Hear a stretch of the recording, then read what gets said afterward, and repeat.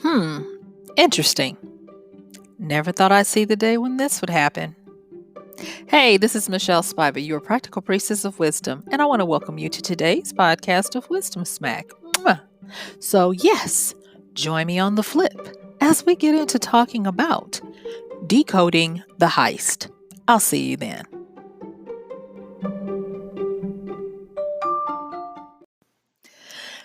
Today, talking about decoding the heist, what I want to first do is go back and actually say what I'm talking about with regards to a heist. And yes, it is the traditional sense of a theft, a robbery, shoplifting, or anything like that. And with regards to the scope of what we're talking about today, it's that hidden heist, the one that is happening behind the scenes and it's done before you know what has happened. So, yesterday we talked a little bit about the heist being coded, and we talked about an article out of TechCrunch where it talked about uh, the FBI issuing a warning. And we use it as an example to show how the codes and the symbols and things are out there to get us to react to the things that will keep us off of the scent of what's really going on, the distractions. And so today we're going to talk a little bit about what we need to do from a wisdom standpoint and how we need to look at things. And the funny thing about the heist, when we think about it, have taking something that's not yours, or uh, yeah, just theft, robbery, is it brings me back to a term that is oftentimes misused, and it's not necessarily a term as much as it is a title or a distinction, or not necessarily a distinction, and that is this term called a Jezebel. And if we go back and look at what the Jezebel is from when it first occurred in the Bible, we find a woman who is covetous.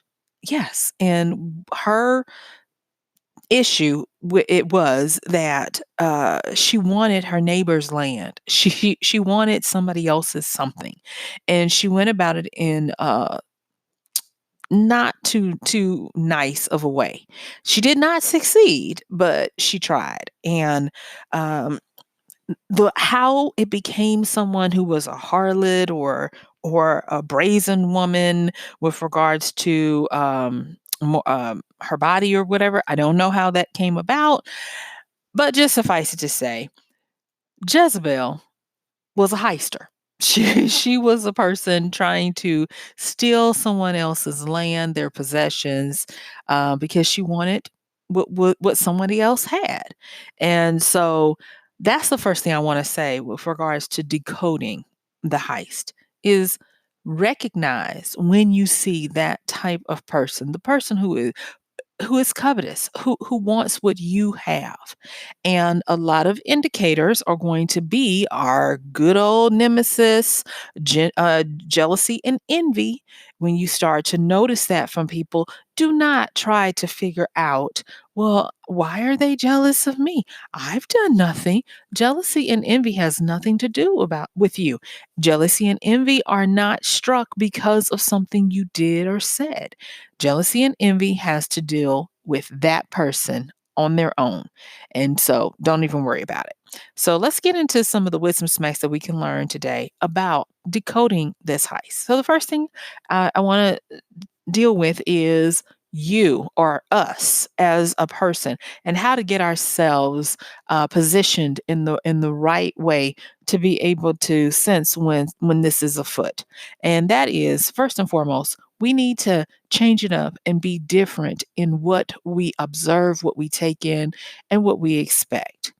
And to be different, that means that we're going to use all of the things that we've talked about many times on this podcast of being adaptable, but also circumspect. And I like that word because it means looking all the way around to see something.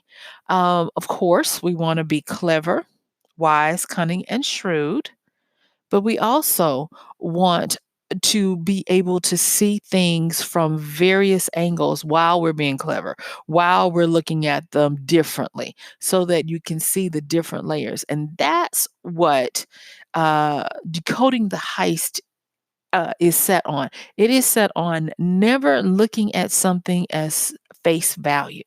I saw something written the other day about uh, YouTube. And YouTube has new laws handed down from the FTC, Federal Trade Commission here in the United States, about what is called COPA. And it is a law when dealing with programming for children, how to not advertise to them, monetize them, and different little things that are going to be affecting the YouTube people who make the videos. And so everyone's running around trying to get ready and understand what's going to happen once it goes into effect. And like I said, I've seen many people giving their take on it, but there was this one person who he did such a great job because he was able to see the various layers, and he was able to detect and decode and help others who needed help to see what's really going on. So that brings me to, how do we begin to break things down with the layer upon layer? And that is, we have to learn subtlety, and understand the nuance of our nature. And the nuance of our nature is self-preservation first, but it's also to survive and thrive. And so we are always looking for ways to get ahead. I've talked about this in other podcasts, especially when I did the one talking about biases.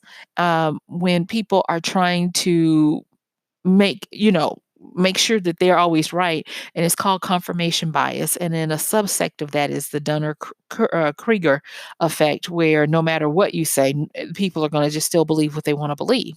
But with that, it came out of when we were still a hunter-gatherer society in small groups, and people would do the work and others would slack off, and the more shrewd, if you will, ones, they weren't considered quote unquote lazy. They were considered being able to get over on others, because they would learn how to use this finesse and use this ability to shirk hard labor. And so it is said that that is part of why we are wired the way we are, to stick to our own beliefs, because our ancestors developed this gene of trust no one but yourself. And so therefore, that's how you start to get a lot of stubbornness. But in today's podcast, and in the context of what we're talking about here, we want to look at being able to use the subtlety arts and the finesse of really seeing what's there, and what we're dealing with. And so when you look at context, clues, patterns, metaphors, hiding in plain sight, unintentional blindness, all of these are things that we are inherently gifted with, some more than others, but we can all learn them, we can all strengthen them, or even just remind ourselves to activate them. So let me break down this one called unintentional blindness. And unintentional blindness is a factor that we don't see what we're not expecting to see. So, for instance, there was a famous experiment done, and you had a team of people playing ball, and the instructions to the spectators were to count the number of different colored balls that would be used. And so the play began.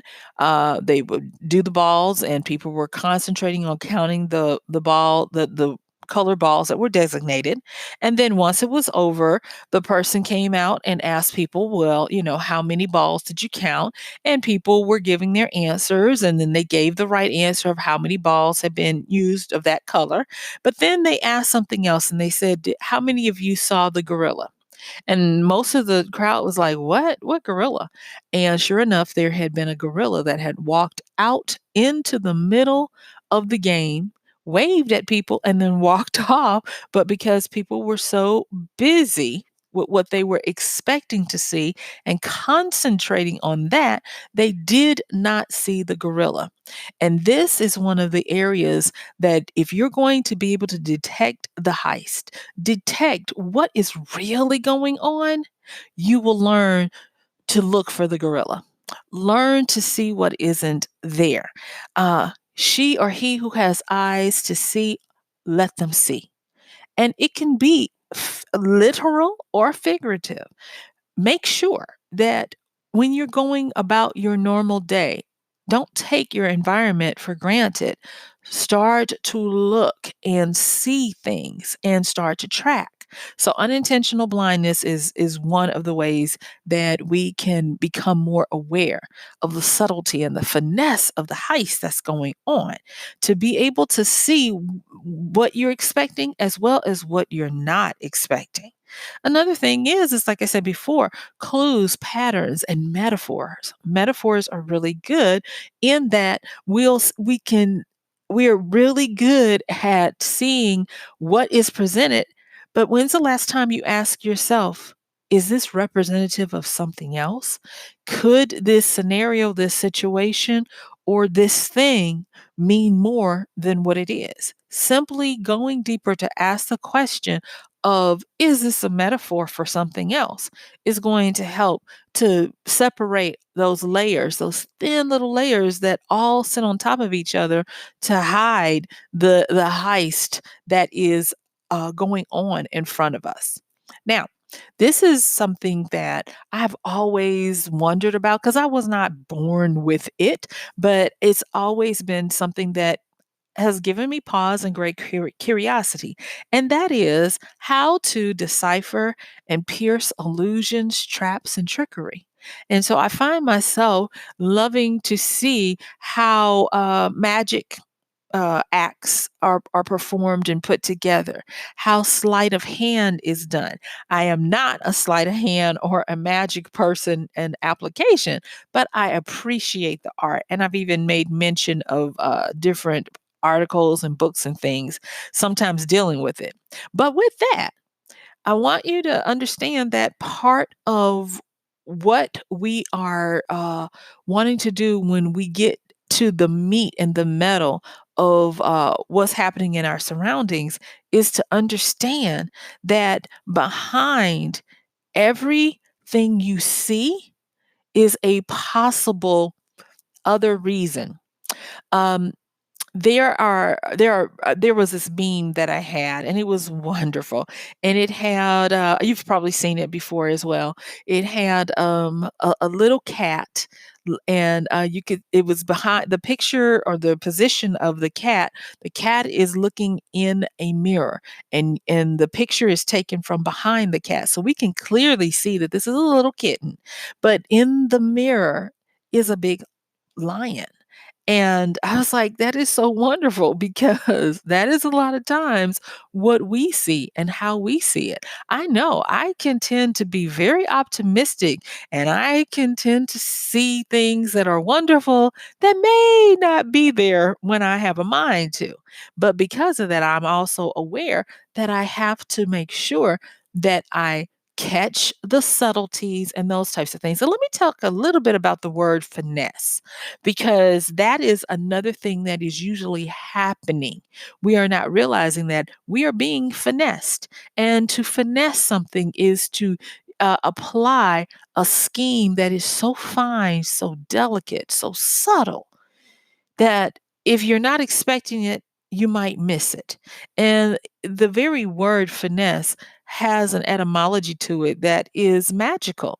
When you break it down, it goes down from finesse to finest to fine to fey. And so it was a word attributed to how fey folk were so subtle and shrewd in how they would manipulate and do things to humans that that word was used. And that is still something that we have to be aware of. So, going back to decoding. We first start with us, where we have to learn to have things that are different, be adaptable. Yes, of course, use our clever wit, our cunningness, and our shrewdness. But we also have to remember that there is a propensity for us to only see what we're expecting to see. So we got to remind ourselves to be on the lookout for the gorillas, not have unintentional blindness. And then be aware of the nuance of our nature, that some of us are really good at finessing and looking to see if there are things that are being presented that may be a metaphor for something else. It amazes me when I see people do reviews of movies, and how you can go to the movie and you're like, this was a great movie. And you go and you listen to someone else review a movie, and they saw five movies at the same time. You're like, whoa. And like I said, it's a joy to watch. But this is part of breaking down the finesse and breaking down the fine lines between meanings and context, which brings me to another thing. If nothing else, if you're like, okay, Michelle, I can't do all this other stuff. It's just too exhausting. I'm not made that way. What you see is what you get. This is going to be the top skill that I would ask you to make sure that you give attention to. And that is to be able to put things in context. Now, when we talk about the word context, we are talking about the way something is used at the moment, in the proximity, where it makes sense. And so, with context, excuse me, a lot of times people don't realize that things taken out of context can mean totally different things. And so, um, we look at context as, if we go back to the Latin meaning of it, meaning contextus, a joining together, uh, um, meaning that we weave things together to form something that makes sense for the moment. And it is a skill. It doesn't have to be a gift. It's a skill that can be learned. People who are really good at context are very diplomatic, are able to fit in. They are able to sense and know the timing of what to share, when to share it. And by using your understanding of context, you will be able to decipher and piece together what kinds of tricks or trickery is afoot, because context has you do things like ask yourself, who's behind this concept? Who's the creator or the author? What's important to them that might have been infused in the message or the presentation that I'm looking at? And context is also good at helping us to discover clues and patterns, because context, we're always searching for the adjacent to give more meaning to it. So if you see something, you're only able to give a context to it if it reminds you of something, or you understand uh, what is meant. Meaning that you sometimes will get to the point where you ask yourself, what does this remind me of? Have I seen something like this before?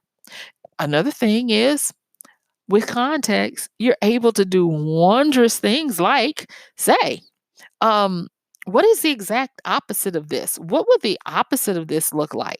And that's real important, because if you're able to switch and see something head on and use a contextual inquiry within yourself, like, where is this coming from? Who wrote this? Are there any intentions done? Uh, what does this remind me of? Have I encountered this before? What would the exact opposite of this look like? And here's another one that context will help you with. What's at stake here if I don't go along with it? Is there a shortcut that's too good to be true? I'm saying this, and it probably seems so simple, but you would be amazed at how we, not some, we fail to employ the strength of the skill of context, because it will save us. And Once you start learning how to do these things, decoding the heist that's afoot becomes a little easier. But then there's another thing, and that is the sleight of mind. Not the sleight of hand, but the sleight of mind. And the sleight of mind does work a little bit like the sleight of hand in that we do tend to lean a lot on our senses. But instead of the sleight of hand being duped by what you see and what you don't see, the sleight of mind is duped by what you expect to see and what happens when you are in a societal thing. And so a lot of times they will, and I hate to use they and them and, or whatever, but the powers that be that are enacting something on you to get something out of you, to pull the heist on you, you want to look at, are they positioning something where it looks like the masses are embracing it? In his book Influence, Dr. Robert Cialdini gave us the 6 principles of persuasion. And in that, he talks about social credibility, and he talks about how people are more apt to go along with something when other people are going along with it, aka testimonials. That is why when we are in doubt of something, we get testimonials. And so if too many people are going along with it, if something is a fad and everybody is embracing it, that is usually a marker that something is afoot, like herd mentality and possibly a sleight of mind. What are you wanting me to concentrate on so that you can get away with something else? Whether it be entertainment or marketing or political, this stuff is the same. And so being able to understand that if everybody everybody, and when I say everybody, I'm not talking about categorically, but the masses. If the masses are interested in this, use a little bit of that contextual skill that we just talked about to flip it over, reverse it, and all of that, and break down the multi layers, and also employ a bit of looking for the gorilla to see if the gorilla is there. And because I will tell you, just by understanding that you have the power to look past what is obviously being put in front of you, and you turn around in a circumspect, in a circle, circumference, a surface, going around the perimeter of something, you will see so much more. And like I said, it does not have to be as difficult as people might want to make it. Now, here is another one for decoding the heist, and that is when something, I want you to take on a bit of danger. When something is presented as taboo, go towards the taboo, because a lot of times that's where they hide what they don't want you to do. A lot of times you will find things that a society wants to make taboo is where a lot of what they are enjoying or what they want to keep to themselves or keep you away from is hidden under the cover of taboos. And it doesn't have to be everything, but that is a good place to start. All right. And so, as I'm coming to a close, here is another thing that when I started learning it and looking at this over and over again, I started to get better in decoding what was going on and what's really happening. And that is to learn the flow of things and concepts. Real quick. One of the things that I have experienced and learned over the years, that when we're looking at concepts like innovations and things like that, a lot of times m- um, necessity truly is the mother of invention. And you'll have a lot of things that are invented or put together that are meant to help the poor, the disenfranchised, the helpless, the children, the homeless, the sickly. And they usually end up helping the rich and the healthy. An example is plastic surgery, tax breaks, and safety and security measures. Um, there was a young doctor on the battlefields of the early wars who saw when he came home the after effect of men who had survived the war only to be ostracized in society because of how hideous their scars and healings looked, so that they couldn't go out and live a life of quality. And so this this doctor started working on non-essential surgeries to help fix normally a deformity of their body or their face, and they called it plastic surgery. And it was meant as a non-medical necessity surgery to help people socialize. Well, as you would have it, what normally happens happened. Those with the resources to afford it started making requests. It got more popular. The demand of it went up, and thus the price went up.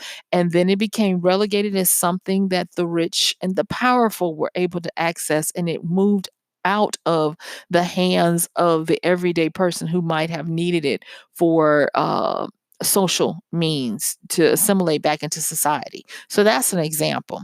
Another thing to look for when understanding the flow of things is ideas, concepts, and movements usually flow from the creative to the conservative.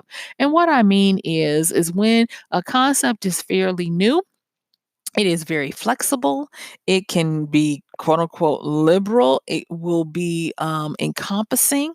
But as that same concept, movement, or idea continues to uh, live and thrive and grow, it becomes established, it becomes a standard, and then it becomes firm, and then it becomes conservative with a lot of rules and traditions and rituals associated with it, where people get staunch and very staid in how they look at stuff.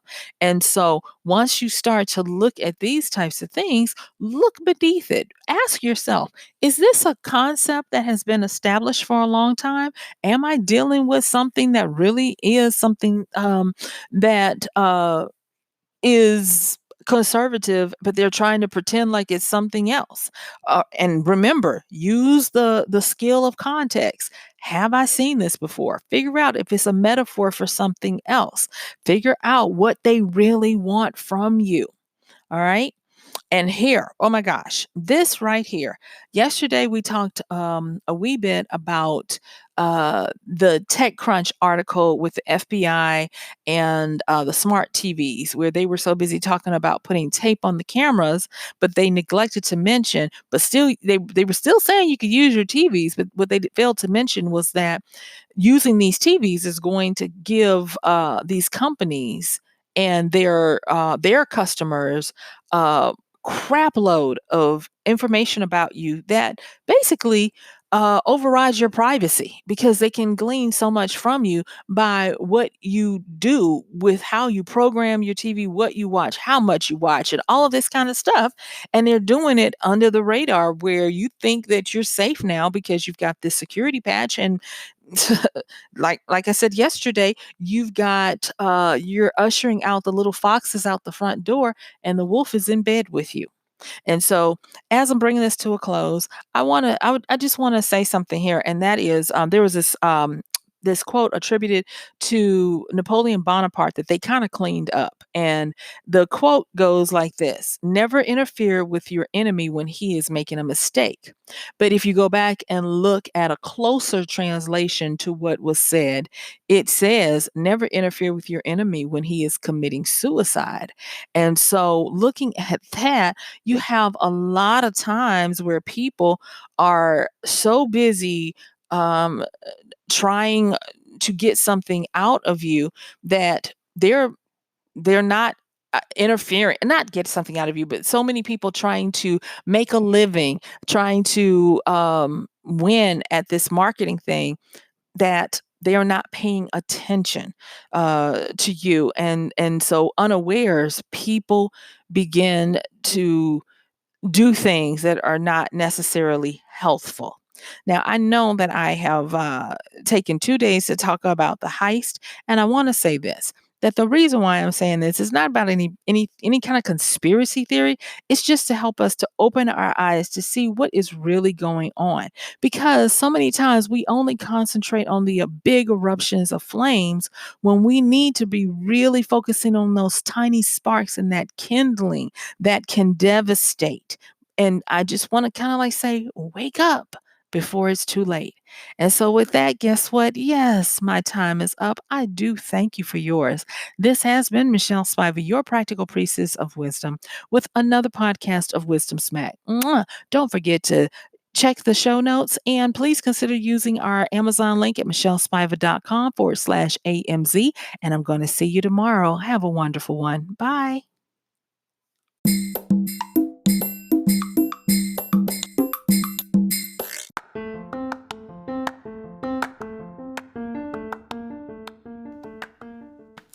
And that's going to do it for today's podcast of Wisdom Smack with Michelle Spiva. If you like this podcast, please help us get the word out. Like, comment, subscribe, and even share. And if you really like it, please help us continue to get the word out by considering using this show's link for Amazon. So when you want to go to Amazon and you do all of your general shopping, please use MichelleSpiva.com/AMZ. It's simple as that. It doesn't cost you anything extra, and this show might receive a little bit of commission that will go towards helping to further get these episodes out to you and to others. So thank you so much for listening. This has been Michelle Spiva with Wisdom Smack. Bye.